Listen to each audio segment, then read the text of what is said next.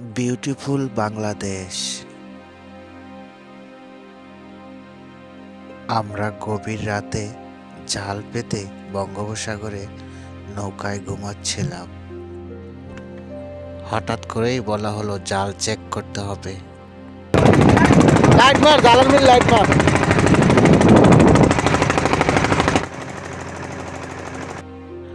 আমাদের জাল চেক করা শেষ হওয়ার পরে আমরা শিওর হলাম জাল ঠিক আছে। তারপরে জাল টানা শুরু করলাম ইলিশ মাছের জন্য। গভীর রাত, বঙ্গোপসাগরে অনেক ঠান্ডা লাগতেছিল আমাদের সকলেরই। তার মাঝেও আমরা আনন্দের সহিত সকলে জাল টানতেছিলাম। মাছ যখন জালে আসতো তখন অনেক ভালো লাগতো।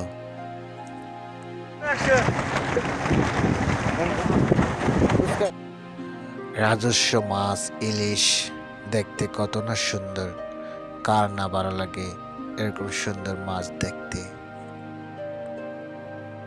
যখন জালে মাছ আসে তখন সকলেরই ভালো লাগে।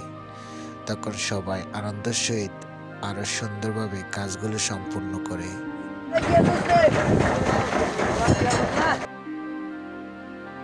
জাল টানতে টানতে সকলেরই শরীর ঠান্ডা হয়ে গিয়েছিল।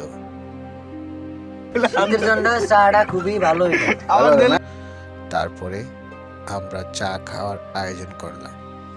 অবশেষে সকলে চা খেয়ে তাদের কাছে ভালো লাগতেছিল। দেলোয়ার ভাই আমাদেরকে চা রান্না করে খাওয়ানো শুরু করলেন।